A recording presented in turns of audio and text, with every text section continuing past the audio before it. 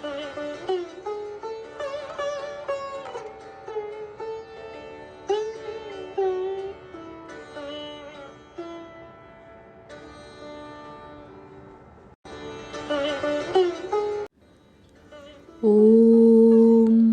यथाग्नेर्दाहिका शक्ति रामकृष्णे स्थिता हिया सर्वविद्यास्वरूपां तां शारदां প্রণমাম্যহম।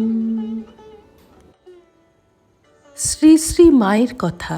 সরজুবালা, 17ই চৈত্র 1326। আমি একজন বললে, কোনো দিন গভীর রাত্রে ধ্যানে একটা ধ্বনি শুনতে পাই। বেশিরভাগই শুনি যেন শরীরের ডান দিক হতে উঠছে, কখনো বাঁ দিক হতেও হচ্ছে শুনি। মা একটু চিন্তা করে, হ্যাঁ ডান দিক হতেই হয়, বাঁ দিক দেহভাবের। কুলকুণ্ডলিনী জাগ্রতা হলে এইসব অনুভব হয়। ডান দিক হতে যেটি হয় এই ঠিক। শেষে মনই গুরু হয়। মন স্থির করে 2 মিনিট ডাকতে পারাও ভালো। দেহভাবের কথাটি যতটুকু বোঝা গেল তা বিস্তারিত জিজ্ঞাসা করতে ইচ্ছা হলো না। মায়ের দেহ অসুস্থ। বউ এসে মশারি ফেলে দিতে চাইলে আমি বিদায় নেব ভাবছি। মা অমনি মাথাটি বালিশ হতে তুলে বললেন, এই নাও গো, আমি মাথা তুলেছি। শয়ন অবস্থায় নাকি প্রণাম করতে নেই। প্রণাম করতেই বললেন, এসো মা, আবার এসো, একটু বেলাবেলি এসো, কাজকর্ম সারা হয়ে ওঠে না বুঝি। দুর্গা দুর্গা, এসো মা এসো। বউ মশারি ফেলে দিয়েছে, তবু মশারি হতে মা শ্রীমুখখানি বের করে রেখে বিদায় দিচ্ছেন। ঘরের বাইরে বারান্দায় এসেছি, তখনও শুনছি মা করুণাপ্লুত স্বরে বলছেন, দুর্গা দুর্গা। কি অসীম ভালোবাসা! যতক্ষণ কাছে থাকা যায় সংসারের শোক তাপ সব ভুল হয়ে যায়। মায়ের অসুখ সমভাবেই চলেছে। শরীর ক্রমশ খুব দুর্বল হচ্ছে। সেদিন বিকেলবেলা গেছি, মা উঠে কলঘরে যাবেন। বলছেন, হাতখানা দাও তো মা, ধরে উঠি। প্রায়ই জ্বর হয়, শরীর নিতান্ত দুর্বল। মা কষ্টে উঠলেন। উঠে এসে বলছেন, এই দেখো গো, দোরগোড়ায় কে একগাছি লাঠি রেখে গেছে। কদিন থেকেই ভাবছি, একগাছি লাঠি পাই তো ভর দিয়ে একটু যেতে আসতে পারি। তা দেখো, ঠাকুর ঠিক এনে জুগিয়ে রেখে দিয়েছেন। হাতে করে তুলে লাঠি গাছা দেখালেন।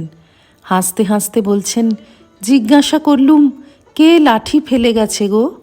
তা কেউ বলতে পারলে না। আর একদিন গিয়ে শুনি, মায়ের এত কষ্ট দেখে মায়ের সাধু ছেলেরা বলছেন, এবার মা ভালো হয়ে উঠলে আর কাউকে দীক্ষা নিতে দেব না। যত লোকের পাপের ভোগ নিয়ে আপনার কষ্ট ভোগ। মা শুনে মৃদু মৃদু হাসলেন। বললেন, কেন গো, ঠাকুর কি এবার খালি রসগোল্লা খেতেই এসেছেন? সকলেই নিরুত্তর। হায় মা, তোমার এ করুণাপূর্ণ কথায় যে কত কথাই না ব্যক্ত করলে, মূঢ় আমরা তার কি বুঝি। এই কথায় মনে পড়ে, একটি সম্ভ্রান্ত কুলমহিলা কর্মবিপাকে দুষ্প্রবৃত্তি পরায়ণা হয়ে পড়েন। তবে তার পূর্বজন্মের স্বীকৃতিও ছিল। তাই একদিন কোনো সাধুর দৃষ্টিপথে পড়ে সদুপদেশ পেয়ে নিজের দুষ্কৃতি ও ভ্রম বুঝতে পেরে বিশেষ অনুতপ্তা হন এবং সেই সাধুর উপদেশে একদিন বাগবাজারের বাটিতে শ্রী শ্রী মায়ের চরণ প্রান্তে এসে উপস্থিত হয়েছিলেন। ঠাকুর ঘরে প্রবেশ করতে সংকুচিত হয়ে দোরগোড়ায় দাঁড়িয়ে কাঁদতে কাঁদতে তিনি নিজের সমস্ত পাপের কথা মায়ের কাছে ব্যক্ত করে বললেন, মা, আমার উপায় কি হবে? আমি আপনার কাছে এই পবিত্র মন্দিরে প্রবেশ করবার যোগ্যা নই। শ্রী শ্রীমা তখন অগ্রসর হয়ে নিজের পবিত্র বাহু দ্বারা মহিলাটির গলদেশ বেষ্টন করে ধরে সস্নেহে বললেন, এসো মা, ঘরে এসো। পাপ কি তা বুঝতে পেরেছ, অনুতপ্ত হয়েছ।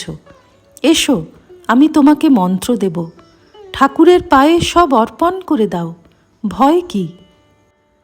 মানুষের পাপ তাপ রোগ শোকের ভার নিজের স্কন্ধে নিয়ে তাঁর মতো দয়াময়ী পতিতোদ্ধারিণী হাসি মুখে বলতে পারেন, কেন গো, ঠাকুর কি খালি রসগোল্লা খেতেই এসেছিলেন?